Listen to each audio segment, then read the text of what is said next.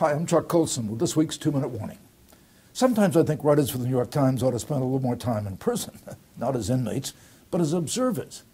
One of their writers recently wrote approvingly about the rise of gay-straight alliances at Utah high schools.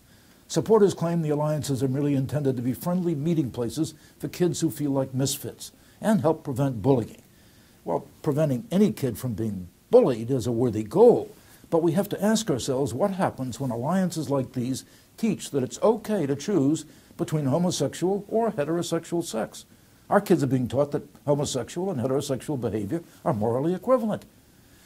Now, I've spent 35 years in prisons where homosexuality is epidemic. Women prisoners tend to have what is called a nesting instinct. I've spoken in prisons where many of the women sit as couples with open signs of affection. That's very disconcerting. It's also destructive inside the prisons. In men's prisons, there's a lot of involuntary homosexual behavior. Younger, weaker prisoners are picked on by boss cons, and they either cooperate or else. And even worse, there's a lot of homosexual rape. Now, nobody says homosexuality in prisons is a good thing or that we ought to form clubs to make prisoners feel good about what they're doing. It's wrong. Everybody knows it's wrong. It disrupts prison life. It leads to violence and death. I've been in dozens of prison medical units visiting men and women dying of AIDS. It's a tragic sight. And it's obvious to see where rejecting the natural, created moral order leads us. Let me tell you, as somebody who's spent 35 years working in the prisons, I would never tell kids that this is either natural or healthy. So why are we encouraging it in our schools? Kids are prone to experimenting anyway.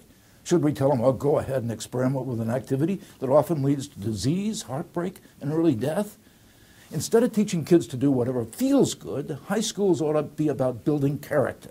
We do this by discouraging kids from giving in to every temptation, hetero or homosexual, that comes their way. If they're to live happy and virtuous lives, they must learn to defer gratification, to seek things that are good, to resist being drawn into things that harm them. Part of growing up, I've realized, is to learn not to give in to every passion.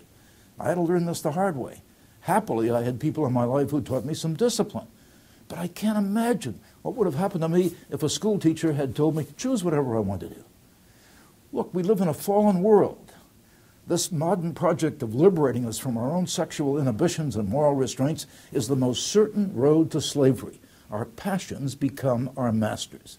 And even worse, when a society throws off all moral restraints, it's plunged into chaos.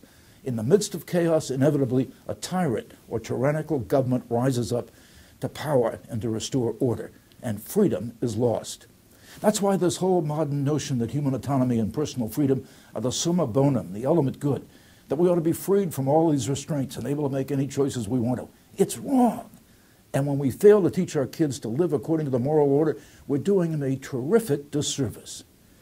If we don't teach the truth of the moral order to our young, we are in effect allowing them to become slaves to sin. As Augustine taught us, the punishment of sin is sin. That is a deeply unhappy life. I'm Chuck Colson. That's this week's 2-Minute Warning.